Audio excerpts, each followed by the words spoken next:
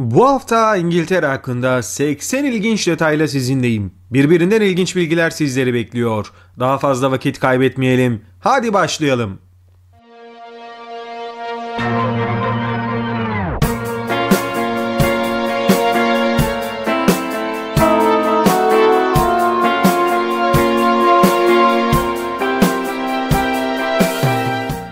Hareketli Londra şehrinin ülkenin başkenti olduğu bilinen bir gerçek. Ancak her zaman bu statüye sahip olmadı. Bundan binlerce yıl önce 871 yılında Hampshire'ın Winchester kenti ülkenin başkentiydi. Bu durum Kral Alfred'in Wessex kralı olarak hüküm sürmeye başlaması ve şehri başkent olarak seçmesiyle ortaya çıkmıştır. 10. yüzyılda Wessex'e dahil olmak üzere Anglo-Sakson krallıklarının 7'si de birleşerek İngiltere'yi oluşturdu. Bu durum Londra'nın başkent olmasına ve muhteşem ticaret fırsatları sayesinde hükümetin yeni üssü haline gelmesine yol açtı. Fransa'yı fetheden William'ın 1066'daki Norman fethini tamamlamasının ardından Fransızca İngiltere'nin resmi dili haline geldi. Ancak bu dil çoğunlukla soylular tarafından konuşulurken alt sınıflar İngilizce konuşuyordu.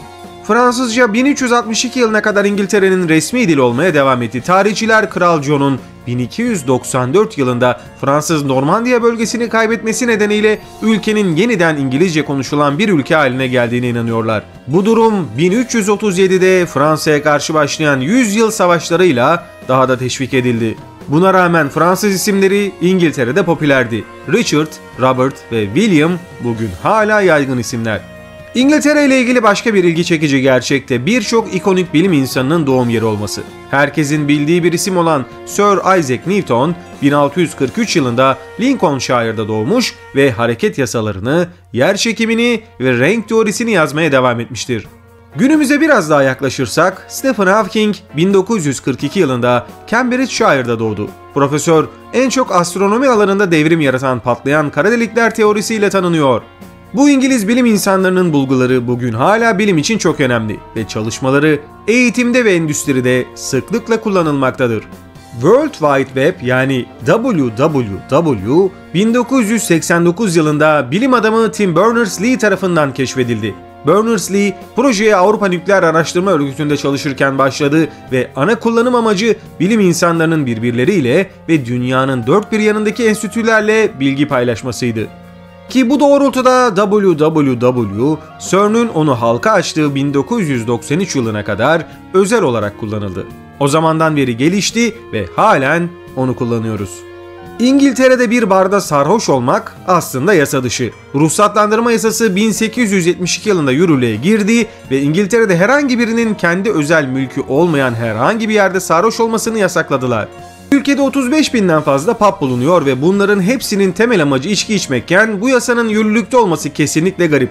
Yine de insanları güvende tutmak için içki seviyelerini düşürmeyi amaçlayan iyi niyetli bir eylem.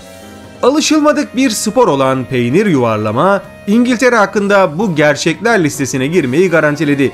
Eşsiz bir etkinlik olan peynir yuvarlama, Gloucester'daki Cooper's Hill'de her yıl düzenleniyor ve 1826'dan beri bu gelenek sürüyor. Etkinlikte 9 kiloluk yuvarlak bir Double Gloucester peyniri bir tepeden aşağı yuvarlanıyor ve yarışmacılar peynirin peşinden aşağıya doğru gidiyorlar. Bitiş çizgisine ilk ulaşan peyniri kazanır. Yarışmacılar genellikle bölgenin yerleri, ancak etkinlik dünyanın her yerinden yarışmacıların ilgisini çekmeye başladı. Eğer meydan okumaya hazırsanız siz de yarışa kaydolabilirsiniz. Yarışın hızlı temposu nedeniyle etkinliğin oldukça tehlikeli olabileceğini de unutmamak gerekiyor. Kraliyet damgası taşıyan gıda ürünlerini bulabilirsiniz. Bu ne anlama geliyor diyecekseniz, kraliyet ailesi tarafından en az 5 yıl boyunca satın alınmış ve yüksek kaliteye işaret ediyor.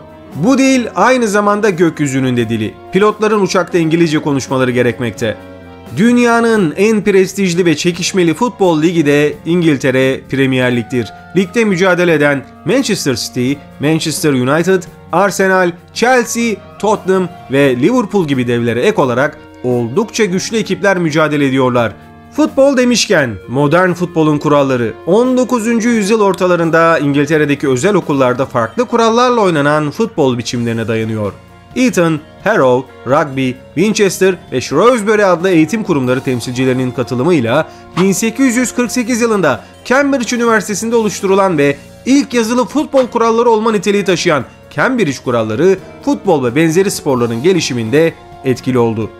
Futbol Birliği'nin kurulması sonrasında futbol Britanyalılar tarafından tüm dünyaya yayılmaya başladı. Güney Amerika'da bilinen ilk futbol maçı 1867 yılında Arjantin'deki Britanyalı işçiler tarafından oynandı.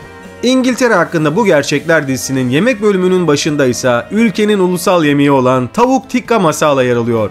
Yorkshire bifteği Birleşik Krallık'ta popüler yiyecekler arasında olmasına rağmen tavuk tikka ülkenin ulusal yemeği olarak ilan ediliyor. Aslında tavuk tikka bir Hint yemeğidir. Uluslararası verilere göre bu yemek İngiltere'nin en sevilen yemeği iken Galler'in ulusal yemeği Gaelscoil, İskoçya'nınkisi Haggis ve İrlanda'nınki ise İrlanda yahnisi. Tavuk tikka yemeğinin ise Hindistan'dan geldiğine ve ilk olarak Glasgow'da tanıtıldığına inanılıyor. Yemeğin masala sosu kısmı 1970'lerde Bangladeşli bir şefin İngilizlerin soslu et servis etme geleneğine uymak istemesi üzerine eklenmiş. Aynı zamanda köri sosunu da çok fazla kullanıyorlar. Birleşik Krallık'ta yaklaşık 10.000 köri evi olduğu tahmin ediliyor. Hint mutfağı ülkenin yemek sahnesini büyük ölçüde etkilemiş. Fransız bir keşiş olan Dom Perignon'un 1697 yılında şampanya formunda köpüklü şarabı icat ettiği yaygın olarak düşünülüyor. BBC bunun tam olarak doğru olmadığını ve bir İngiliz bilim adamının 30 yıl önce köpüklü şaraba nasıl fiz ekleneceğini keşfettiğini ve belgelediğini belirtiyor. Söz konusu bilim adamı ise Cotswolds'ta yaşayan Christopher Merrett'tir. Bölgeye yolunuz düşerse Wincombe köyüne gidebilir ve Mill Lane'de Merrett'e ve şarap dokümantasyonuna adanmış bir plaketi ortaya çıkarabilirsiniz. Ayrıca 17. yüzyılda İngiliz bir diplomat olan Sir Kenan Digby'nin dönemin en üstün şarap şişelerini yaptığı ve her yıl milyonlarca sağlam şişenin Avrupa'nın dört bir yanına gönderildiği de biliniyor. Az önce biraz tikka'dan bahsetmiştik ama İngiltere'nin en popüler 5 yemeğine geçeceksek karşımıza çıkacak olan isimler şunlar. Tam İngiliz kahvaltısı, domates, yumurta, sosis ve domuz pastırması gibi tatların karışımından oluşan kızarmış bir klasik. Black pudding, domuz veya sığır kanı, tahıl ve yağ karışımından oluşan bir kan sosisi. İngiltere'nin Lancashire bölgesi genellikle tuzlu puding ile iliştiriliyor. Deviled kidneys bir diğer önemli yemek. Bu yemek Victoria dönemiyle bağlantılı. Aynı zamanda baharatlı bir sos içinde kaynatılmış kuzu böbreğinden oluşuyor. Yumurtalı ekmek bildiğimiz Fransız tostundan esinlenen ve Orta Çağ dönemine kadar uzandığına inanılan yumurtalı ekmek tarif edildiği gibi geliyor. Kahvaltı, brunch için ve tatlı veya tuzlu bir yemek olarak tadını çıkarabilirsiniz. Kedgeree, bu yemek ise bir Hint yemeği olan Khichidi'nin İngiliz versiyonu. Baharatlı pirinç, yumurta ve balık gibi farklı lezzetlerle dolu. İngiltere hakkındaki gerçekler rehberimize ülkenin coğrafyasını inceleyerek devam edelim. 14.859 kilometrekarelik yüz ölçümüyle İngiltere'nin %11'ini kaplayan Yorkshire, İngiltere'nin en büyük ilçesi olma unvanına sahiptir. Büyüklüğü nedeniyle Yorkshire'ın çok çeşitli manzaralara sahip olması şaşırtıcı değildir. Büyüleyici Kuzey Yorkshire sahili ve Moors'tan York Vale'ın düz yeşilliklerine kadar burada keşfedilecek çok fazla şey var. İlçe aynı zamanda iki UNESCO Dünya Mirası alanı olan Saltaire ve Saltmill ve Fountains Abbey, Studley Royal gibi zengin bir tarihe ev sahipliği yapıyor. İngiltere'nin topografyası da oldukça çeşitli. Ülkenin kuzey ve güneydoğu kesimlerinde bu farklılıkları oldukça güzel bir şekilde görebiliyorsunuz. Ulusal parklarda da birçok güzel yer bulunuyor. Örneğin güneydoğuya doğru ilerlediğinizde ülkenin bu kısmında çoğunlukla alçak ve kesintisiz manzaralara sahip düz kırsal alanlar var. Bu manzaraları deneyimlemek için en iyi yerlerden bazıları Cotswolds ve Chiltern Tepeleri de dahil olmak üzere olağanüstü doğal güzellik alanları. Görkemli South Downs Ulusal Parkı, Seven Sisters kayalıkları da dahil olmak üzere kıyı ve kırsal manzaraların çarpıcı bir karışımını sunuyor. Görülmeye değer. Şakayla karışık Channel olarak da bilinen Manş Tüneli, Folkestone ve Calais'i birbirine bağlamaktadır. İngiltere ve Fransa arasında kolay erişim sağlayan tünel 31.5 mil uzunluğundadır. Ki Euro Truck simülatör oyununu oynayanlar özellikle Calais'i çok iyi bilirler.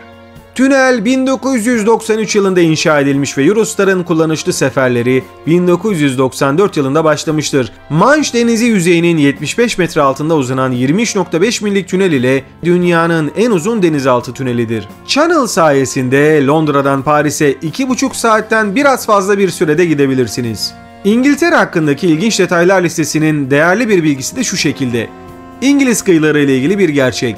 İngiltere'nin neresine giderseniz gidin her zaman okyanusa 115 kilometre mesafede olacaksınız. Aslında denizden en uzak olan yer Derbyshire, Elms'teki Cotton köyü.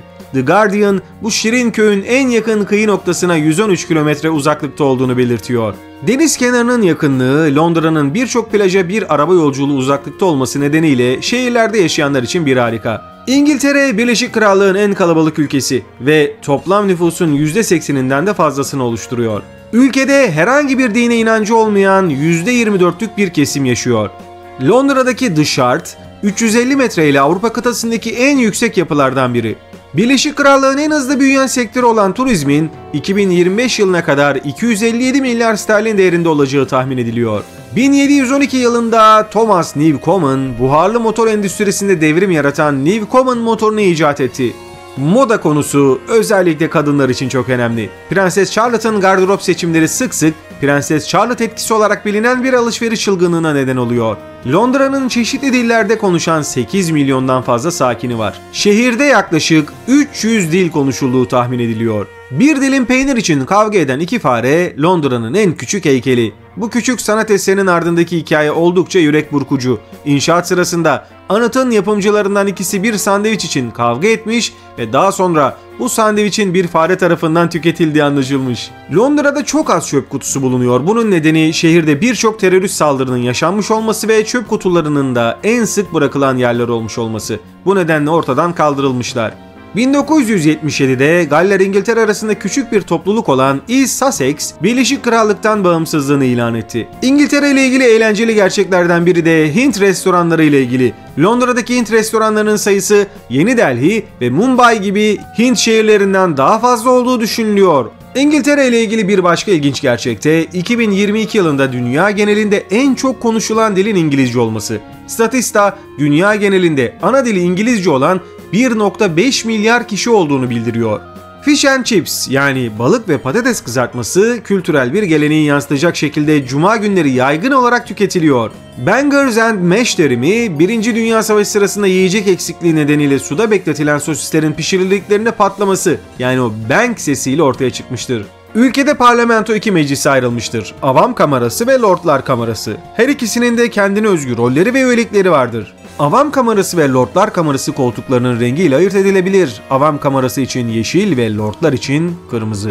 Londra'daki Heathrow Havalimanı 2017 yılında 78 milyondan fazla yolcusuyla Birleşik Krallığın en işlek havalimanıdır.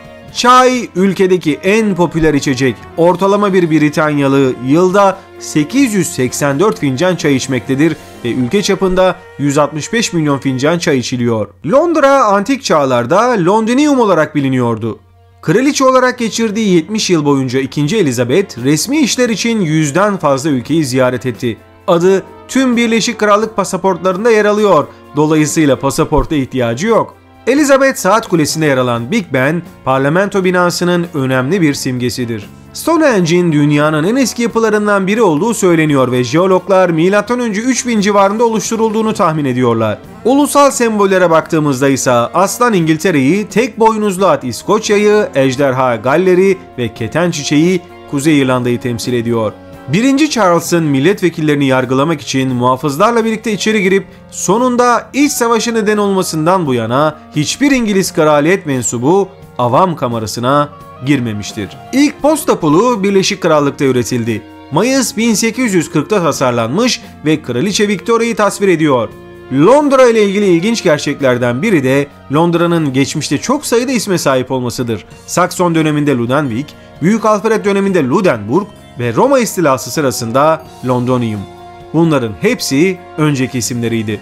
Dünyanın en uzun soluklu gösterisi Londra West End'deki St. Martin's Tiyatrosu'nda sergileniyor. Agatha Christie'nin Fare Kapanı'nın 1952'de yayınlandığı düşünülürse gösteri bugüne kadar 70 yılı aşkın bir süredir yayınlanıyor. 3 Kör Fare adlı bir radyo oyunu olarak başlayan gösterinin konusu kar yağışı nedeniyle kırsal bir evde mahsur kalan 7 yabancıyı merkeze alıyor. İngiltere ile ilgili ilginç gerçeklerden biri de kamuoyunun inandığının aksine Big Ben'in aslında ikonik saatin değil 13 tonluk çanın adı olmasıdır ve Big Ben genellikle kulenin tamamıyla ilişkilendirilir.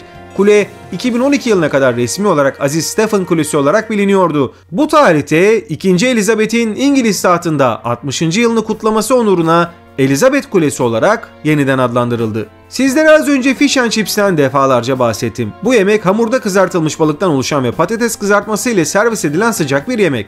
Buraya kadar her şey tamam. Ülke için önemli olan bu yemeği kimin getirdiği halen bir sır olmakla beraber ayrı göçmen kültürlerin birleşimiyle ortaya çıktığı düşünülüyor. James Bond, Britanyalı romancı Ian Fleming tarafından 1953'te yaratılan kurgusal bir karakter.